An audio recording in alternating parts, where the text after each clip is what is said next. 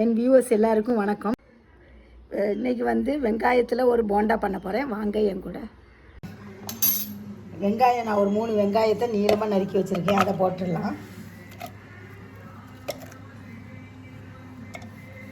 அப்புறம் கொஞ்சம் கருவேப்பிலை போட்டுக்கோங்க. கருவேப்பிலையை பொடியாக நறுக்கி வச்சுருக்கேன். கருவேப்பிலை போட்டுக்கோங்க. பச்சை மிளகாய், ஒரு பச்சை மிளகாய் சின்னதாக கட் பண்ணி வச்சுருக்கேன். அதை போட்டுக்கலாம்.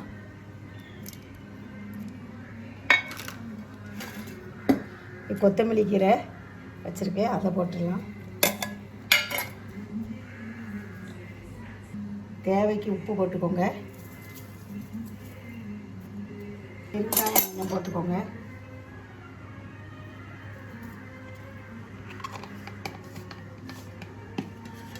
கேரட் வந்து ஒரு கேரட்டை நான் பொடியாக துருவி வச்சுருக்கேன், அதை போட்டுடலாம்.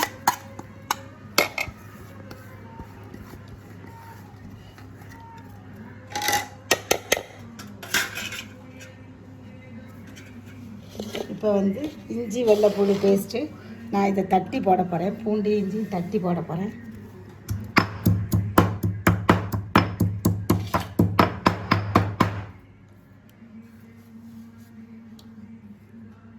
இஞ்சியும் தட்டி போட போகிறேன்.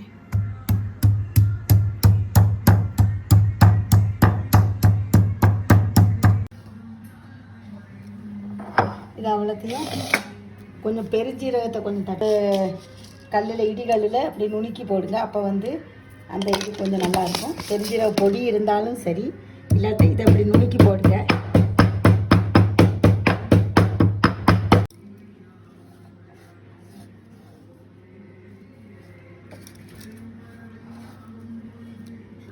இப்போ எல்லாத்தையும் நம்ம கொஞ்சம் பிசைஞ்சிக்கலாம். நல்ல கையை வச்சு கொஞ்சம் அழுத்தி நல்லா பிசைங்க.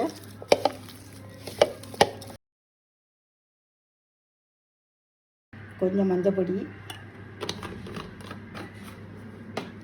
ரெட் சில்லி, அதாவது ரெட் சில்லி கொஞ்சம் போட்டுக்கோங்க. நான் ஒரு பச்சை மிளகா போட்டிருக்கேன். நீங்கள் 2-3 பச்சை மிளகா போட்டால் ரெட் சில்லி போட வேண்டாம்.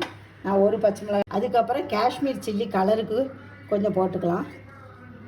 இதில் காரம் இருக்காது. நல்ல மிளகு கொஞ்சம் நுணுக்கி வச்சுருக்கேன், அதை கொஞ்சம் போட்டுக்கோங்க. இப்போ எல்லாம் நல்லா பிசைஞ்சு விட்டு இதிலே கொஞ்சம் நீர் விடும்.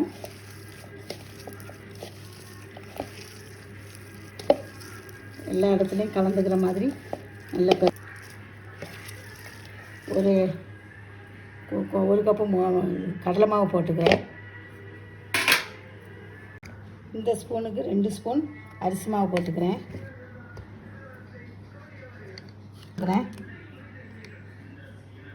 ஒரு 2 ஸ்பூன் மைதா மாவு போட்டு எல்லாம் போட்டு கலந்துக்கோங்க.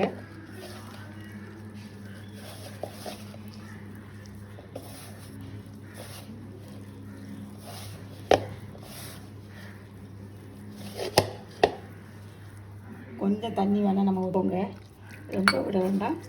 லேசாக ஊற்றினா போதும்.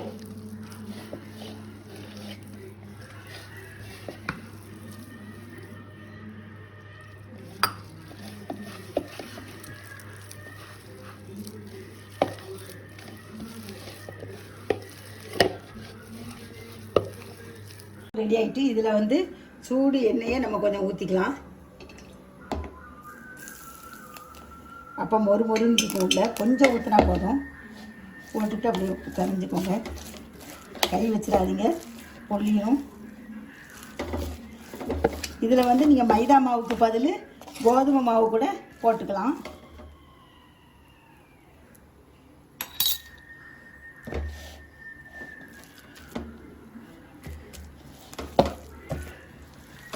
இப்போ எண்ணெய் காஞ்சிருச்சு. இதுலேருந்து நம்ம கொஞ்சத்தை இப்படி எடுத்து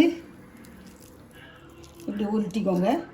உருட்டிட்டு இதை நீங்கள் தட்டி கூட போடலாம், இல்லாட்ட உருண்டையாட்டு கூட இப்படி தட்டி கூட உருண்டையாட்டு அப்படி போட்டுக்கோங்க. சிம்மில் வைங்க, அப்போ தான் அது உள்ள வரைக்கும் வேகும். உங்களுக்கு வேணும்னா தட்டி கூட போட்டுக்கலாம்.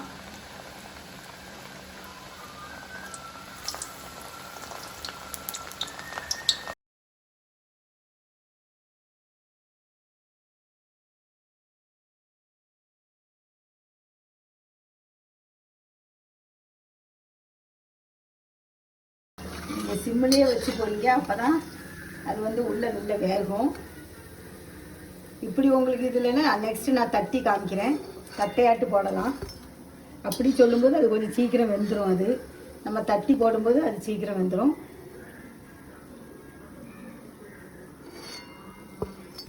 எடுத்துக்கோங்க. எடுத்துட்டு ஒரு கையில் உருட்டிக்கிட்டு கொஞ்சம் எண்ணெய் தடவிக்கோங்க.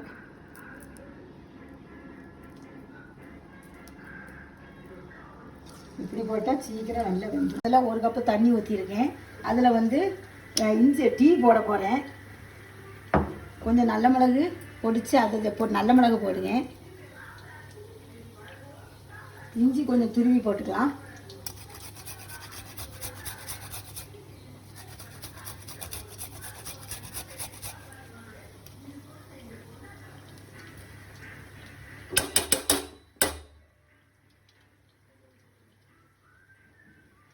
போட்டிருக்கேன், இஞ்சி போட்டிருக்கேன், ஒரு ஏலக்காய் போட்டுக்கோங்க பொடிச்சு. அதுக்கப்புறம் 2 ஸ்பூன் தேயிலை போட்டு இது ஒரு 5 நிமிஷம் கொதிக்கட்டும். கொதிச்சு சாரெல்லாம் இறங்கியாச்சு. இதில் வந்து நம்ம கட்டியாக காய்ச்சின பால் ஒரு 1.5 கப் போட்டுக்கலாம்.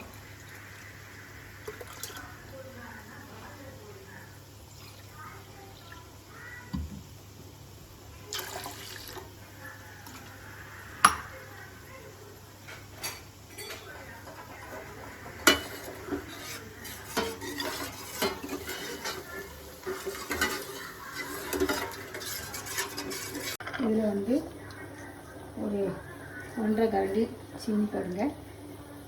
உங்களுக்கு சர்க்கரை வேணாலும் சர்க்கரை போட்டுக்கலாம், நாட்டு சர்க்கரை.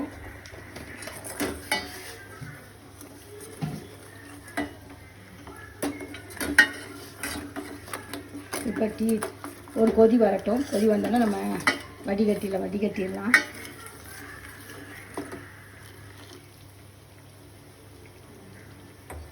கொதிச்சாச்சு. இப்போ நம்ம டீ வந்து வடிகட்டிடலாம்.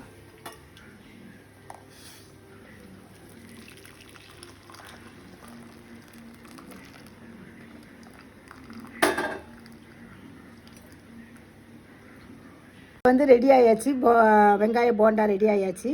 இது நீங்கள் இந்த வெங்காய தட்டு செய்யும்போது மட்டும் கொஞ்சம் ஆயில் அப்ளை பண்ணிவிட்டு கையில் தடவிட்டு பண்ணுங்கள். ஏன்னா ஒட்டும், இல்லாட்டா தண்ணியை தொட்டுட்டு அப்படி தட்டேன். நீங்கள் மைதா மாவுக்கு பதில் கோதுமை மாவும் போட்டுக்கலாம். இந்த வீடியோ உங்களுக்கு பிடிச்சிருக்குன்னு நினைக்கிறேன். பிடிச்சிருந்தால் லைக் பண்ணுங்கள், கமெண்ட்ஸ் கொடுங்க, மறக்காமல் சப்ஸ்கிரைப் பண்ணுங்கள். தேங்க்யூ.